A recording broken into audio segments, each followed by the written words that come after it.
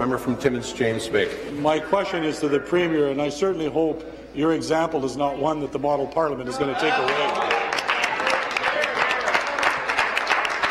Because that's not the way this place should operate. But let's get to the question. When Greg Sorbarra's name appeared in an RCMP warrant, he resigned from cabinet.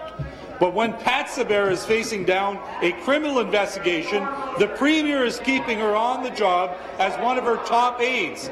Why do different rules apply to Pat Sorbarra than apply to Greg Sorbarra? And when will you ask Pat Sorbarra to step aside? Thank you. Well, Mr. Speaker, and I made a statement on Friday, and I was very clear on my position on this. And the situation that the member opposite is referencing is a very different situation than the one we're dealing with here, Mr. Speaker. So let me just repeat: the investigation is not taking place in this House. The investigation is separate, Mr. Speaker. I will continue to answer questions. I will continue to work with the authorities, as we all will. But at the same time, Mr. Speaker, there is such important work to be done, and I referenced the roundtable on Friday on the missing and murdered Aboriginal women. It is extremely important that provinces come together, that leadership across this country come together and attempt to work with the federal government. Whether we can work with the federal government to get a national inquiry, Mr. Speaker, or if that's not possible, to at least come together to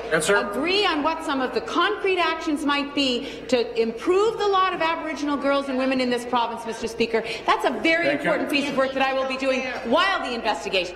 Thank you. Supplementary. Again to the Premier. Premier, I've been here for 25 years, and in 25 years we have seen members of Cabinet from different governments.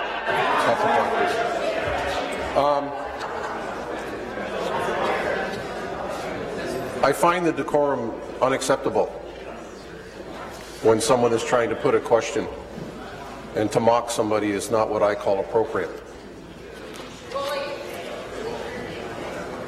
Or anyone else trying to tell me how to do my job. Please. In the last 25 years, members of every party have faced investigations for one thing or another. Some have been exonerated, some have not. But there's been a tradition that when you're under investigation, you do the right thing and you step aside so you're not acting as a government decision maker. Why do these rules not apply to Pat Sorbarra? Well, Mr. Speaker, and I think the member opposite actually answered part of the question himself, in the sense that Pat Sorbarra is not a sitting member of Parliament, Mr. Speaker. I mean, he knows that full well. He also knows, because I know the member fairly well, he knows that I take this seriously. He knows that I'm going to work with the authorities. He knows very well, Mr. Speaker, that the investigation is separate from what goes on in this chamber. So, Mr. Speaker, there are many, many important issues that we need to be talking about. This is one that obviously is important, and we will continue to discuss it. But the investigation is not taking place in this House; it's taking place independently outside of the legislature.